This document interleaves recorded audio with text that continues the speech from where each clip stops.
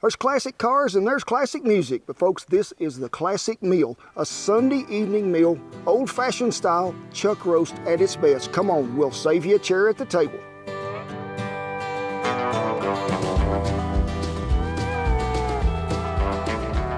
Ooh, welcome y'all so much. What do you think of the new camp?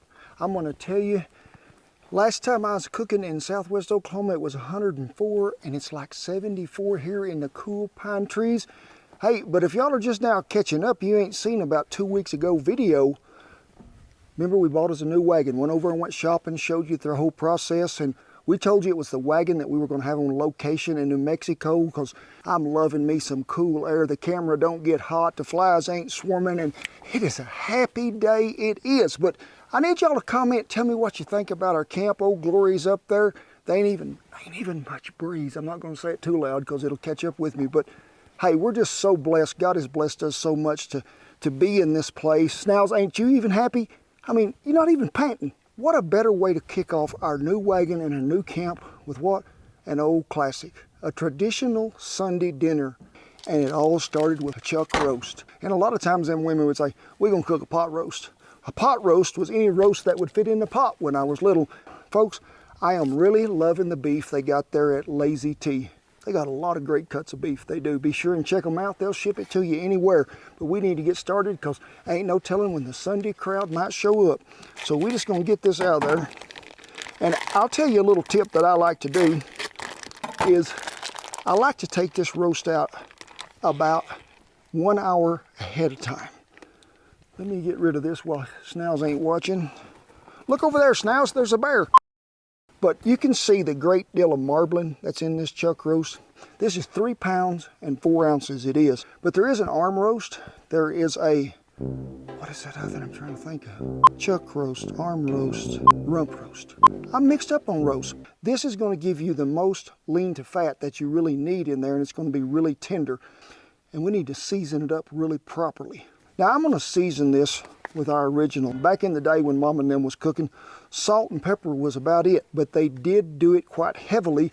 You wanna make sure that you get it seasoned well, and remember that tip I gave you a long time ago, you're gonna get more even coverage when you're up here than when you're down here. Now, if you're doing this at home and you ain't yet ordered you some of this original seasoning, mix you up some coarse ground black pepper, some sea salt, put a little garlic powder in there, and you'll be good to go. Make sure you get these edges.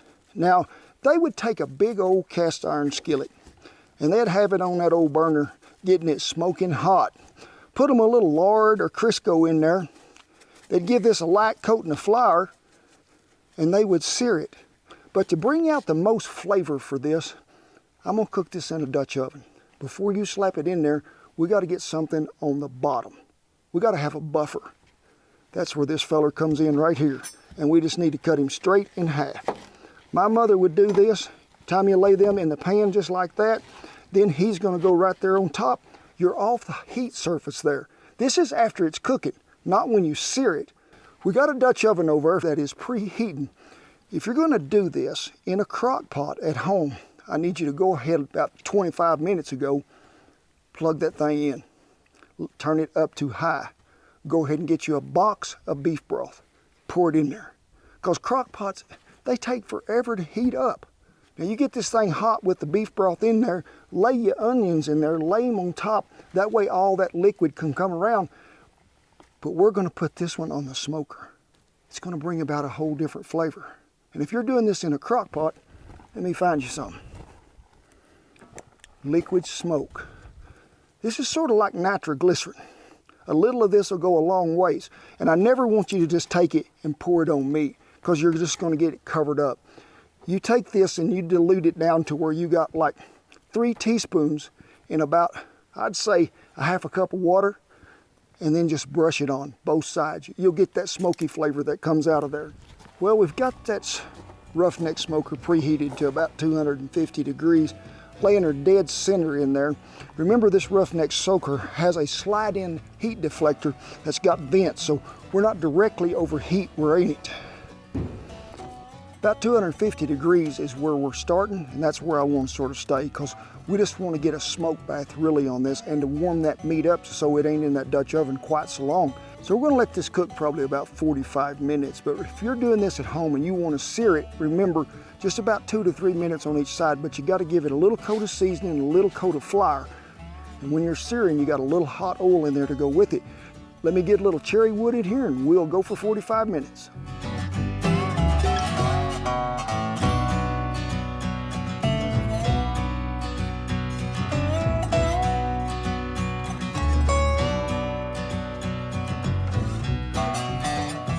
Well, been on about 50 minutes we have. We reached that temperature about 110. You want to get between there and 120 because you can over smoke. Up, it's okay. Between 110 and 120. So it is ready to go. Follow me on over here at the chuck box and we'll get it to baking here in just a second.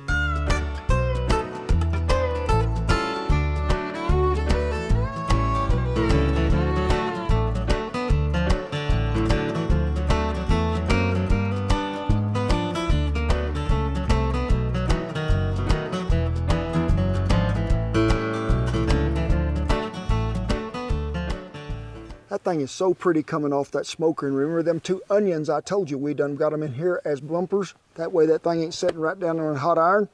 We done speared us up some taters, about 4 pounds. I got 2 onions just chopped up roughly. So when you go to pour it into beef broth, I don't want you to place the meat in there first because you're washing some of that seasoning off. So let's just take a whole box, get her in there. We're gonna add some Worcestershire down in there in the bottom too. How do you say that, Shan? Wash your sister sauce. Yeah, and just because I like it, I'm just going to give it a little sprinkling right here on top of this roast. Let me get the boat ready to go. Laying right there on top of them onions. Whew, I guarantee you that thing is going to fall apart. It's going to be so good. Now, you're thinking to yourself, is that all he's putting in there is onions and taters?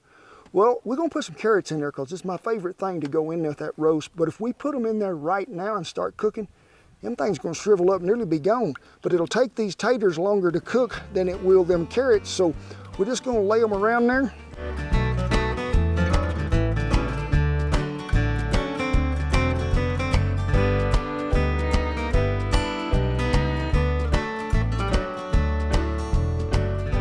Now we're gonna add some bay leaves. But a comment a long time ago was, know how many you're putting in there, and that's how many you're going to take out because they say they're not good to eat. They need to be down here in some broth, so we're just going to stick them down here around the edges. Get one on every corner.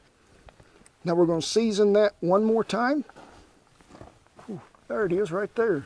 Because them potatoes ain't had nothing on them, and we're going back with our original.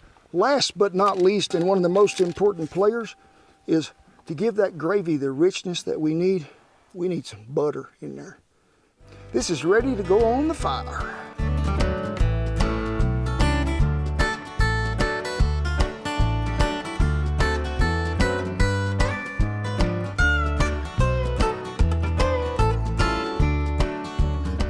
Well, you see me load up the top pretty heavy around the bottom also because this is a long cook. And one thing I need to emphasize here is keep you a bunch of coals if you're doing this outside. You ain't gonna have time to remake them about every 15 minutes. You need to go ahead, get you a big pile going. You may have to add some to that to finish because I'll probably have to refire that twice to get it plumb done. It's probably gonna go a little over 2 hours. I want it to just be really fork tender where that roast will nearly fall apart. And if you're doing this house, you preheated the oven to about 375 degrees. You got it in a big old cast iron skillet or a roasting pan that you can slip in the oven. It is covered. You're probably gonna go roughly 3 hours. Crock pot, remember we started out on high. When you put that roast in there, it's a little cooler than that. So leave it on high for about 2 more hours. Then you can turn it back down to low if you want like a 6-hour cook. If you want to keep it on high, you're probably looking at 4.5 to 5. Remember, we got all the information you're going to need to know about these recipes on our website. Whether it's indoor or outdoor, we got you covered.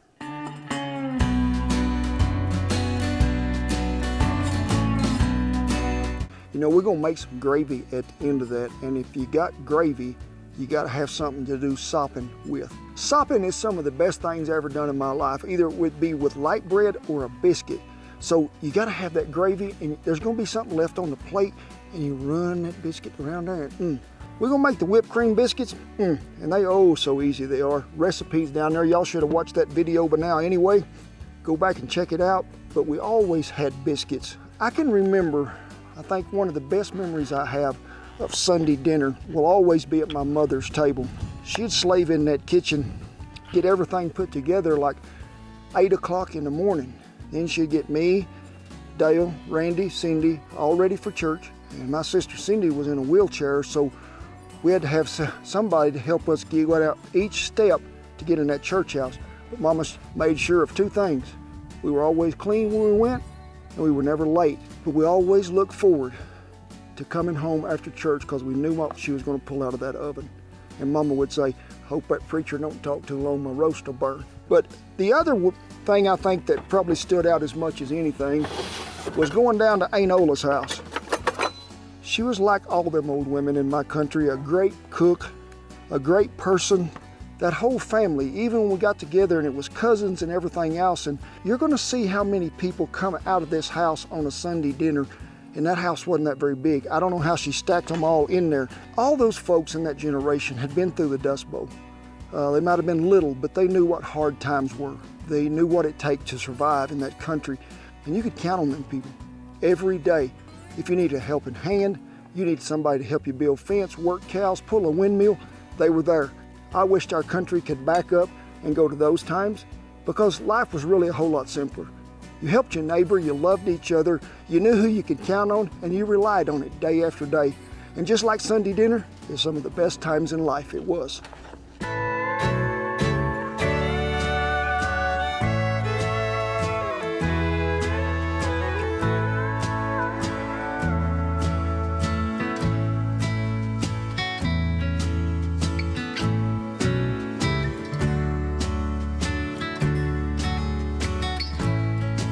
Them potatoes, just by forking them there, they're about half done, and it's time to put them carrots in.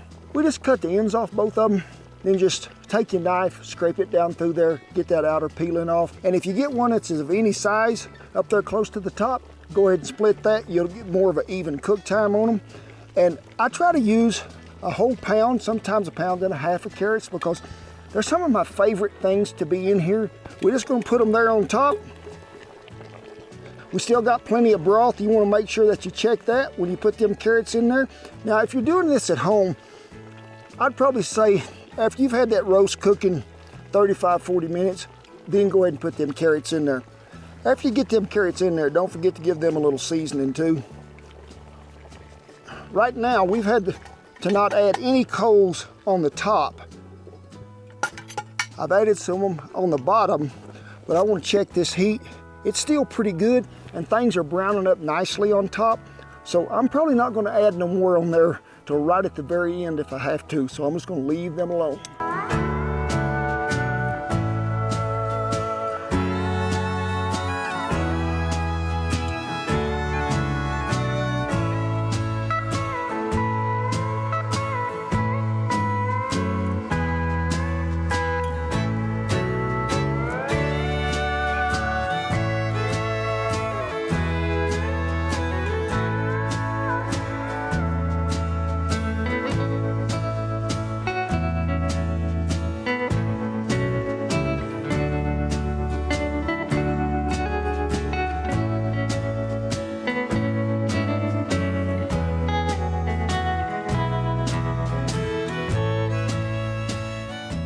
Whew, some of that goodness is jumping off that plate already. We took them veggies out, put them in a bowl, and then we brought that chuck roast over there and laid right in the center. It was a beautiful sight, it was.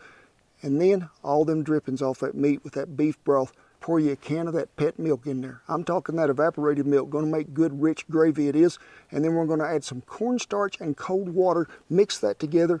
When that gets to a pretty good simmer, nearly a boil, we're going to pour it in there, let it thicken just a little, and it is a done deal. Put them green beans on the plate. Pour that gravy over everything you can. And whew, I know the old timers would be proud because this is one of the meals that we got by on for so many years. First, I'm going to have part of my favorite, which is the carrot. Them carrots get sweeter as they cook along with you get that onion flavor back in there. But let's just start with a piece of this meat. I'm just going to get it right up here in my hand.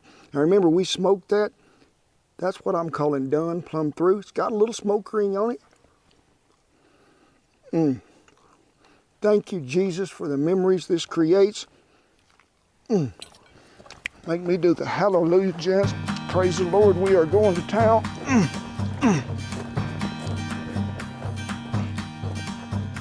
Woo. Now, when we sat down at that table and everybody was gathered around, my mother always told me, it's not the legs of the table that hold it up, it is the family that surrounds it. And we would join hands, all get together, and we would say, Father God, thank you for our blessings. Thank you for the food upon our table. Thank you for giving us the strength and the stamina to work, Lord. And I just ask you to still in me till today courage, strength, and I always got faith, Lord. Forgive us where we fail, and it is in Christ's name we ask these things. But it is with great pride, honor, and privilege that I tip my hat to all the servicemen and women and all the veterans that have kept that old flag a-flying. We salute you all. The rest of you, get up in here quick, come on. I'm gonna bring out the whole platter because this is a great big hug. I'll see you down the Sunday Classic Dinner Trail. Yes, it's a great day to be cooking in the cool pines and the evergreen trees. Gonna make it so nice, gonna dance all day in my blue jeans. Whoa! You know what spoiled? That right there. Had to bring his bed into camp so he could rest. That's what I call living the hard life right there. Squirrel right there, turn around, Shanny's wanting a biscuit. And we got a camp dog and security is lacking. Now he done went up the tree.